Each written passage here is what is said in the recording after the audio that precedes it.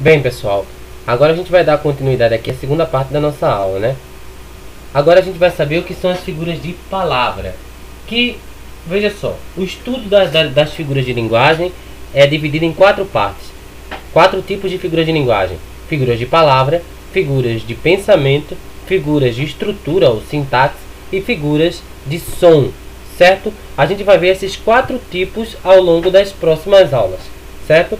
A gente vai ver a figura de palavra e acredito que na próxima aula figuras de som.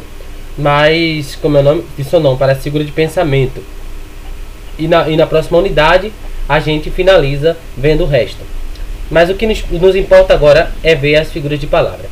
Bem, figuras de palavra são um tipo de figuras de linguagem.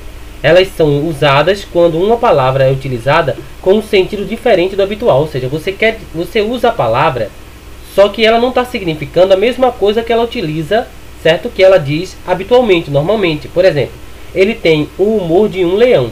A palavra leão aqui não está sendo aplicada como ela é utilizada comumente, certo? Ela está sendo utilizada aqui de outro modo, com um significado de bravura, de violência, e não como de uma criatura, certo?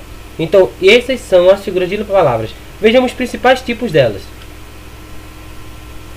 Os principais tipos das figuras de palavra. Vejamos o primeiro. Metáfora. Consiste no emprego do significado de uma palavra de uma forma diferente da habitual. Ou seja, a metáfora é uma forma de comparação com outra palavra de sentido diferente.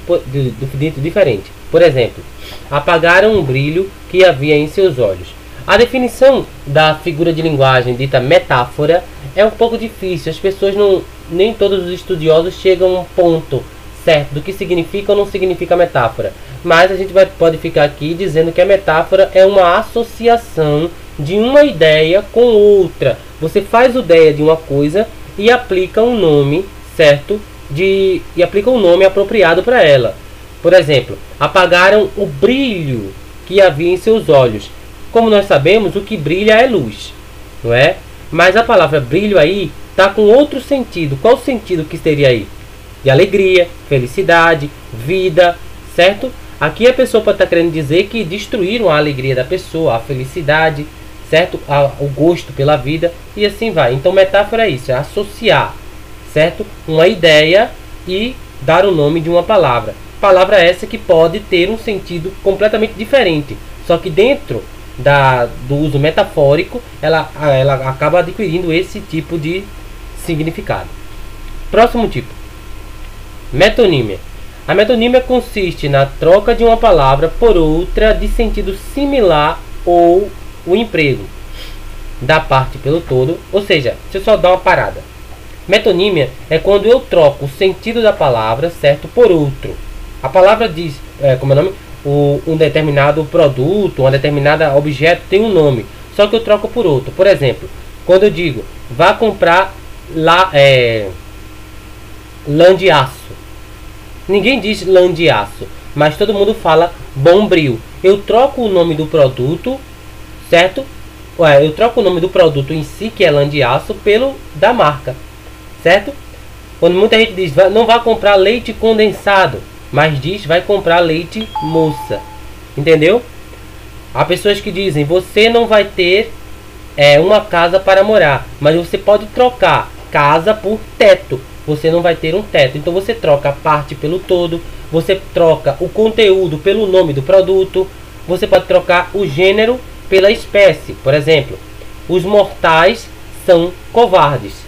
Veja, eu troquei a espécie humana pelo gênero, né? Os mortais são, o gênero humano pela espécie mortais, certo? Troquei uma palavra por outra, entendeu? Então isso aí é uma metonímia, ok? Então a mesma coisa aqui, ó. O francês gosta de vinho. Eu troquei o singular pelo plural, entendeu? Fiz a troca aqui. Os franceses adoram vinho, mas ao invés de dizer os franceses, eu digo somente o francês no singular, certo? Para significar uma coisa só.